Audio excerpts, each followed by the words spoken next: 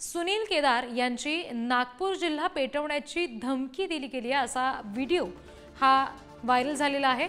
सरपंचाच्या केसाला धक्का लागला तर नागपूर जिल्हा पेटवू, नागपूरच्या सातगावात बोलताना केदारांनी हे वादग्रस्त वक्तव्य केल्याचा हा व्हायरल व्हिडिओ आहे। छत्रपतींचा महाराष्ट्र आहे। ह्या छत्रपतीच्या महाराष्ट्रामध्ये त्या ठिकाणी सत्यताला दान आहे। त्या ठिकाणी ह्या छत्रपतीच्या महाराष्ट्रामध्ये गोरगरीब अन्याय करायची गरज त्या ठिकाणी नाही।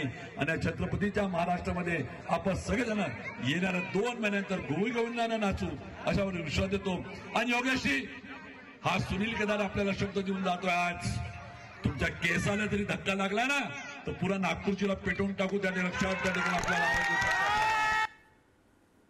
प्रतिनिधी जितेंद्र शिंगाडेंकडून आपण अपडेट्स घेणार आहोत। जितेंद्र, हा व्हायरल व्हिडिओ सध्या आपण प्रेक्षकांना दाखवलाय ज्याच्यामध्ये सुनील केदार नेमका काय भाष्य करतात आपण बघितलं। काय नेमक्या प्रतिक्रिया या सगळ्यावर उमटताना पाहायला मिळतात?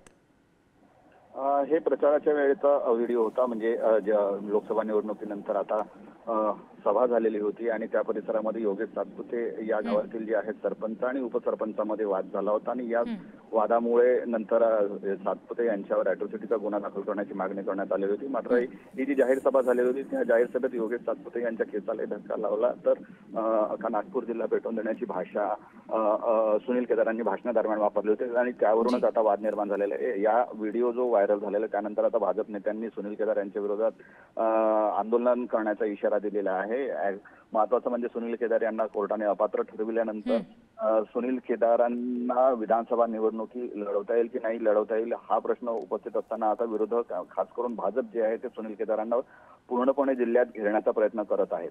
जी निश्चित। जितेंद्र, धन्यवाद दिलेल्या माहितीसाठी।